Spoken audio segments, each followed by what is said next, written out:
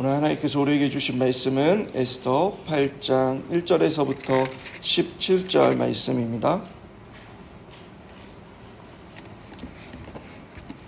에스더서 8장 1절에서부터 17절 말씀 우리 다 함께 합독하겠습니다. 시작. 그날 아하수에로 왕이 유다인의 대적 하만의 집을 왕후 에스더에게 주니라. 에스더가 모르드게는 자기에게 어떻게 관계됨을 왕께 아뢰었으므로 모르드게가 왕 앞에 나오니 왕이 하만에게서 거둔 반지를 빼어 모르드게에게 준지라. 에스더가 모르드게에게 하만의 집을 관리하게 하니라. 에스더가 다시 왕 앞에서 말씀하며 왕의 발 아래 엎드려 아각 사람 하만이 유다인을 해하려 한 악한 꾀를 제거하기를 울며 구하니 왕이 에스더를 향하여 금규를 내미는지라. 에스더가 일어나 왕 앞에 서서 이르되 왕이 만일 즐거워하시며 내가 왕의 목전에 은혜를 입었고 또 왕이 이 일을 좋게 여기시며 나를 좋게 보실진대 조서를 내리사 아각사라 함무다다의 아들 하만이 왕의 각 지방에 있는 유다인을 진멸하려고 꾀하고 쓴 조서를 초래하소서. 내가 어찌 내 민족이 화당함을 참아 보며 내 친척의 멸망함을 참아 보리이까 하니 아하수에로 왕이 왕후 에스더와 유다인 모르드게에게 이르되 하만이 유다인을 살해하려 함으로 나무에 매달렸고 내가 그 집을 에스더에게 주었으니 너희는 왕의 명의로 유다인에게 조서를 뜻대로 쓰고 왕의 반지로 인을 칠지어다. 왕의 이름을 쓰고 왕의 반지로 인친 조서는 누구든지 철회할 수 없음이니이다 하니라. 그때에 4월 곧 3월 20일 왕의 조서 기관이 소집되고 모르드게가 시키는 대로 조서를 써서 인도로부터 구스까지의 127 지방 유다인과 대신과 지방관과 관원에게 전할세. 각 지방의 문자와 각 민족의 언어와 유다인의 문자와 언어로 쓰되 아하수에로 왕의 명의를 쓰고 왕의 반지로 인을 치고 그 조서를 역졸들에게 붙여 전하게 하니 그들은 왕궁에서 길러서 왕의 일에 쓰는 준말을 타고 자리니라.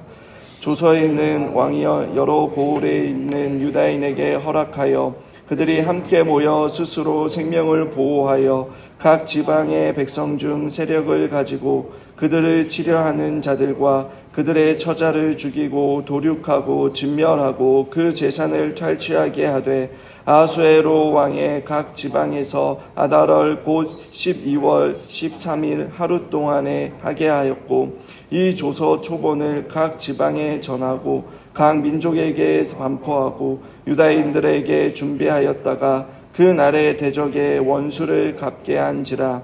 왕의 어명이 매우 급함에 역졸이 왕의 일에 쓰는 준말을 타고 빨리 나가고 그 조서가 도선 수상에도 반포되니라. 모르드게가 푸르고 흰 조복을 입고 큰 금관을 쓰고 자색 가는 배의 겉옷을 입고 왕 앞에서 나오니 수산성이 즐거이 부르며 기뻐하고 유다인에게는 영광과 즐거움과 기쁨과 존귀함이 있는지라. 왕의 어명이 이르는 각 지방 각 의회에서 유다인들이 즐기고 기뻐하여 잔치를 베풀고 그 날을 명절로 삼으니 본토 백성이 유다인을 두려워하여 유다인 되는 자가 많더라. 아멘. 어제 본문에서 하만이 나무에 매달려 죽는 장면을 보았습니다. 그러나 우리가 놓치기 쉬운 장면이 있는데 하만이 모르드게를 달기 위해 자신의 집에 세워두었던 그 장대에 매달려 죽었던 이유가 무엇입니까? 유다인들을 몰살할 계획을 세웠기 때문입니까? 아닙니다. 불명예스럽게도 강간죄로 오명을 뒤집어서 죽었습니다. 비록 하만은 죽었지만 문제가 여전히 남아 있었던 것입니다. 그것은 왕의 이름으로 기록돼 전국에 배포한 유다인 학살을 명령한 조서가 남아 있었습니다. 하만은 죽었지만 왕의 조서는 취소되지 않았기에 유대인에 대한 학살 명령은 여전히 유효했던 것입니다. 그래서 에스더는 자신이 유대인임을 단도직입적으로 말하고 그 조서를 돌이켜달라고 왕에게 울며 구했습니다. 5절에 보시면 이르되 만일 즐거워하시면 내가 왕의 목적에 은혜를 입었고 또 왕이 이 일을 좋게 여기시며 나를 좋게 보실진대 조서를 내리사 아각 사람 함무다다의 아들 하만이 왕의 각 지방에 있는 유다인을 진멸하려고 꾀하고 쓴 조서를 처리하소서. 내가 어찌 내 민족의 화당함을 참아보며 내 친척의 멸망당함을 참아보리이까 하니라고 말합니다. 7장에서는 자신과 자신의 민족이 살해 위협을 받고 있다라고 말했을 뿐 그 민족이 유대인이라는 사실을 밝히지 않았습니다. 그러나 하만이 죽었기에 이제는 두려움이 없이 자신이 유대인이라고 비로소 밝힐 수 있었던 것입니다. 그러나 그 결과가 어떻습니까? 에스더가 용기를 내어 모든 사실을 다 밝히고 울며 왕께 구했는데 돌아온 왕의 답변은 7절을 보시면 아하수에로 왕이 왕후 에스더와 유다인 모르드게에게 이르되 하만이 유다인을 살해하려 함으로 나무에 매달렸고 내가 그 집을 에스더에게 주었으니 너희는 왕의 명의로 유다인에게 조서를 뜻대로 쓰고 왕의 반지로 인을 치을지어다. 왕의 이름으로 쓰고 왕의 반지로 인을 친 조서는 누구든지 철회할 수 없음이니이다 하니라 라고 말합니다.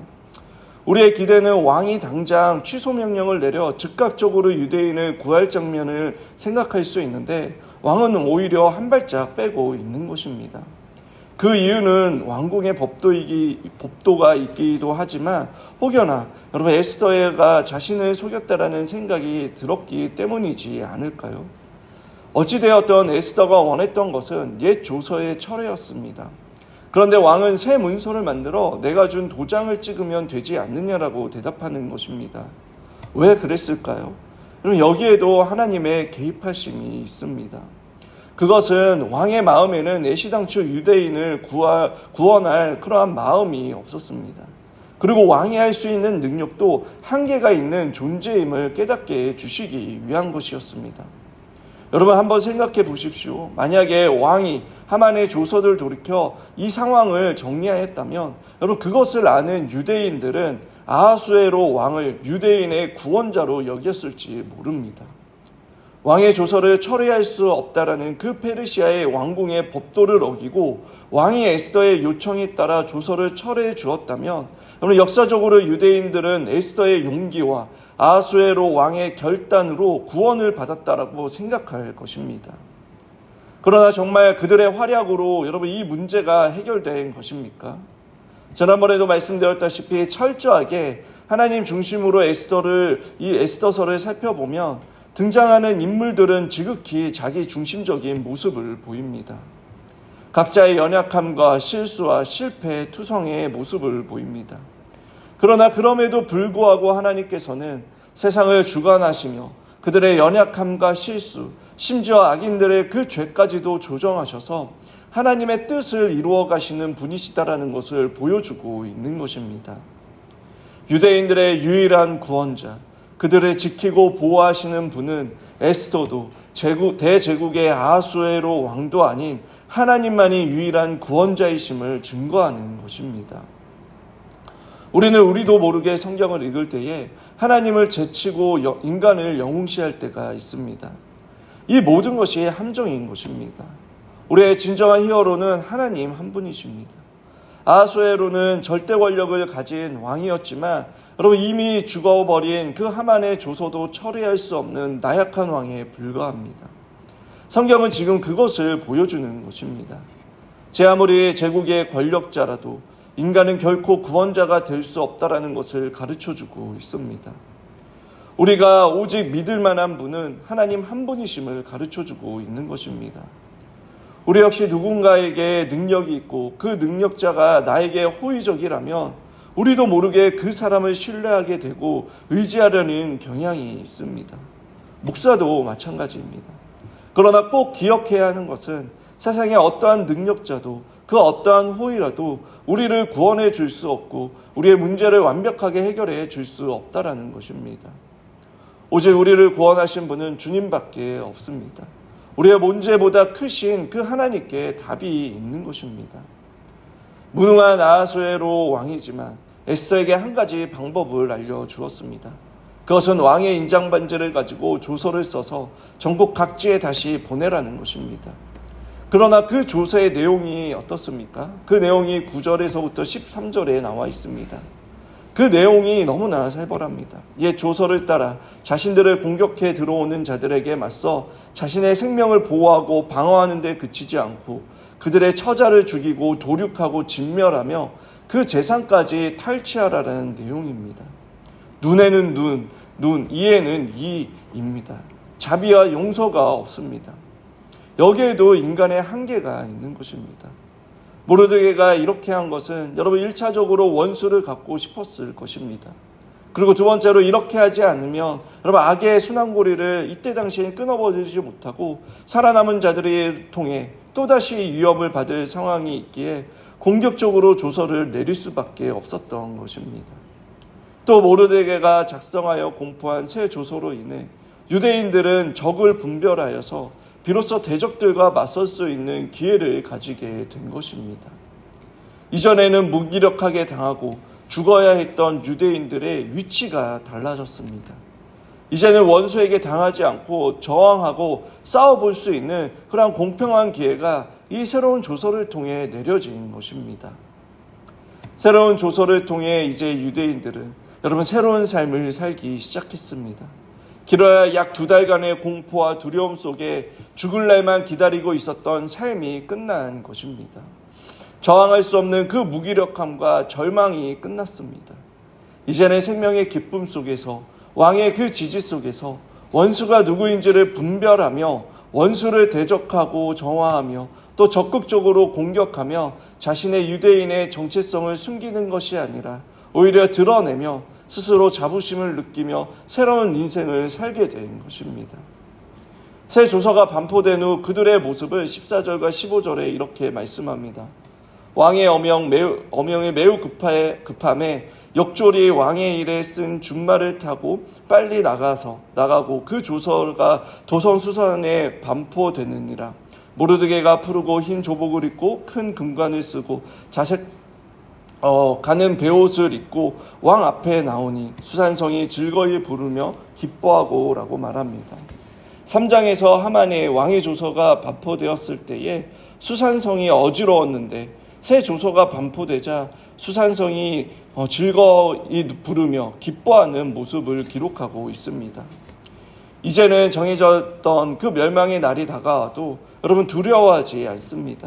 그날이 다가와도 즐거워할 수 있는 것입니다. 16절에 이렇게 말씀합니다.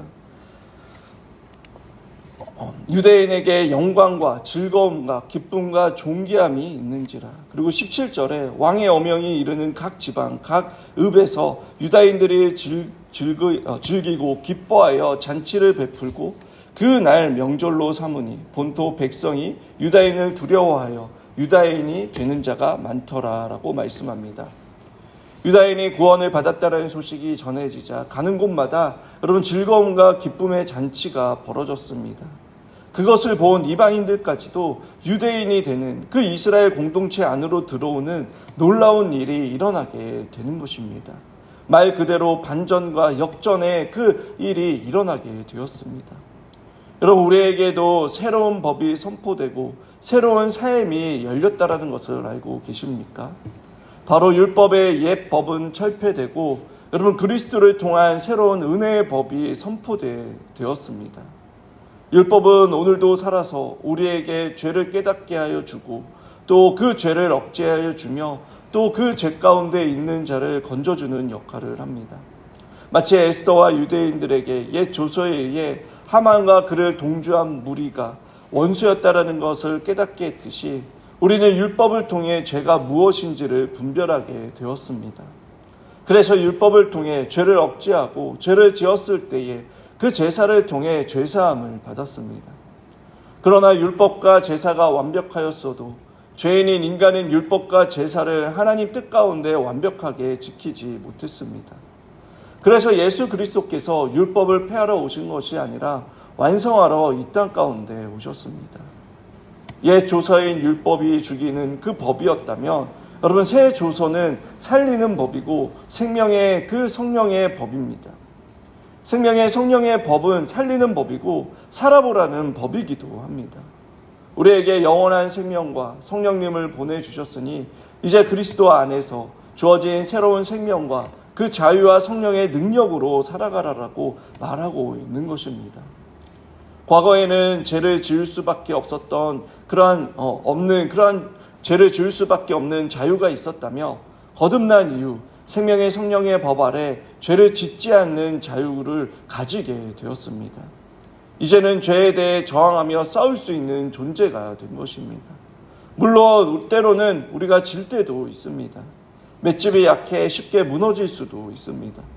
그러나 이제는 하나님의 자녀로서 하늘과 땅의 그 왕같은 권세를 받은 자로 죄에 대해 무기력해지는 것이 아니라 공평하게 싸울 수 있는 기회가 우리에게 주어졌습니다. 여러분, 유대인들이 이 새 조서를 듣고도 여전히 겁에 질려 옛 조서를 철회하지 못하고 왜 저런 새 법을 만들었나라고 불평하고 계속해서 두려움 속에 떨고 있으면 여러분, 그것이 얼마나 미련한 일입니까? 이제 과거와는 다른 그러한 양상이 펼쳐졌습니다. 새 법 아래 새로운 삶의 방식으로 그들은 살면 되는 것입니다. 로마서 6장 23절에 죄에 쌌은 사망이요 하나님의 은사는 그리스도 예수 우리 주 안에 있는 영생이라라고 말씀합니다. 옛 법, 옛 조서는 여러분 결국 사망으로 이어지는 것이기에 그 조서가 철회된다고 해서 문제가 달라지는 건 없습니다. 그러나 하나님이 새로운 선물을 주셨습니다. 그것은 그리스도 예수 우리 주 안에 있는 영원한 생명입니다. 우리는 이 영원한 생명을 선물로 받은 자들입니다. 그렇게 우리를 로마서 6장 12절에 그러므로 너희는 너희가 죽을 몸을 지배하지 못하도록 하여 몸의 사욕에 순종하지 말고라고 말합니다. 또한 너희 지체를 불의의 무기로 죄에 내어주지 말고 오직 너희 자신을 죽은 자 가운데서 다시 살아나게 한 자 같이 하나님께 드리며 너희 지체를 의의 무기로 하나님께 드리라라고 말씀하고 있습니다. 여러분, 이것이 성도의 새로운 삶의 모습입니다. 이제는 예법 아래서와 같이 우리는 살 수 없습니다. 의의 병기로 새로운 삶을 살며 이 땅에서 영생을 소유하며 은혜 아래 살아가는 것입니다. 오늘 하루 하나님 아버지께서 든든히 나의 뒤에 계시고 또 삶의 분명한 본이 되시는 예수 그리스도를 바라보며 우리를 도우시고 인도해 주시는 그 성령의 능력으로 우리에게 주어진 일상을 살아가는 저와 여러분이 되길 원합니다. 더 이상 죄와 사망의 권세 아래 사로잡혀 전전긍긍하며 살아가는 것이 아니라 의의 무기로서 우리의 육체를 하나님 앞에 드리고 그 하나님의 전신갑주를 입고 영생의 기쁨을 누리며 하나님의 영광을 위해 살아가는 우리 역시 역전과 반전의 역사를 경험한 자로서 승리하며 살아가는 저와 여러분들이 되시길 주님의 이름으로 축원합니다.